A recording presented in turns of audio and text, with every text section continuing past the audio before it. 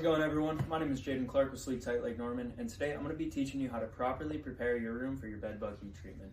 Now, these are the first few things that you need to look for and remove immediately.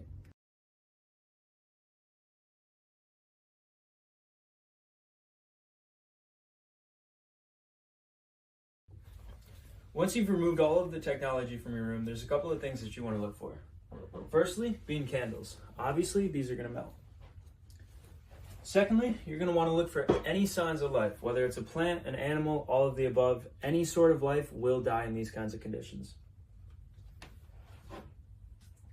You're also going to want to look for any aerosols, Febreze cans, scents, anything like that in a can. Make sure you remove those from the workspace. And for my ladies out there, remove all of your makeup. That will immediately melt as well, and you're going to waste a ton of money. Now what you're going to want to do is you're going to want to take all of your furniture and move it away from the wall so that the air can circulate through it. Now, if you have some objects that are too close together, like this nightstand and this dresser right here, you just pick it up and just move it to another area of the room so that you have a little bit more space. Thank you. Now you're going to want to do this with all your furniture, your beds, your nightstands, your dressers, everything like that. Make sure you move it all away from the wall so that everything can circulate properly. Now, for any dirty laundry, what you're going to want to do is before you start the treatment process, you're going to want to take all of this and put it into a plastic bag. Now from the plastic bag, once you tie that up, bring it to the laundry room, run it in the washer, and then dry it on high heat afterwards for at least an hour. Now you're going to want to do this with your bed sheets, pillowcases, everything else that you see in your room. Just declutter it and make sure that there is no chance that these bed bugs come back.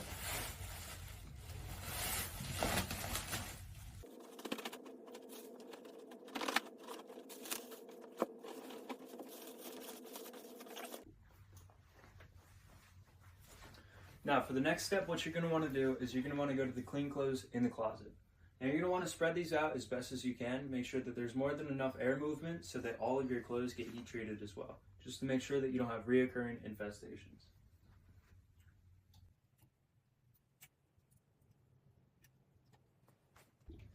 Okay, so now what you're going to want to do is you're going to want to go to all the dressers and all the nightstands in your room, and you're going to want to open these drawers to different proportions. Now you got to be very careful. Although this one doesn't have a lot of weight, sometimes these things will tip over and they can crush you. So you got to be very careful. Don't open them too far.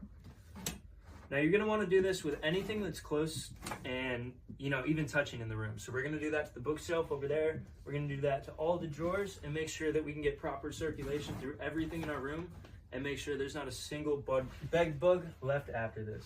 So we're going to come to the drawers right here, open these up. And if you look right here, there's a bunch of books all stacked together. Just going to want to take these out, kind of spread them around, leave them on the desk, leave them in the service area so you don't have to worry about them traveling to other rooms or anything like that. But just spread them apart so that the circulation can get through to everything.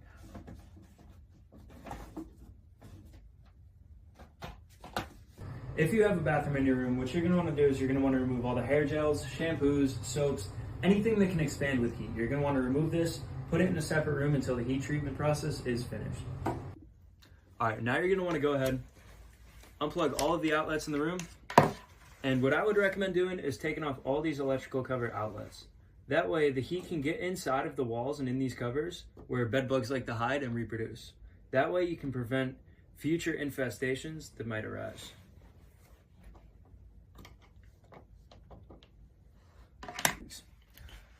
All right, so what you're going to want to do now is you're going to want to find all the HVAC vents. You're going to want to go ahead and you're going to want to wrap these up. Now what we have is we have some painter's tape so we don't rip any paint off the wall, and we have a regular garbage bag. So go ahead and tape all these up. That way the room stays insulated and the heat doesn't escape. Now you're going to want to do the same exact thing with these curtain blinds right here. You're going to want to go ahead and you're going to want to tape these to the wall. And if you don't have any curtain blinds, what you're going to want to do is you're going to want to take a tarp or something and tape those on. So that way all of the heat stays in the room as much as we possibly can.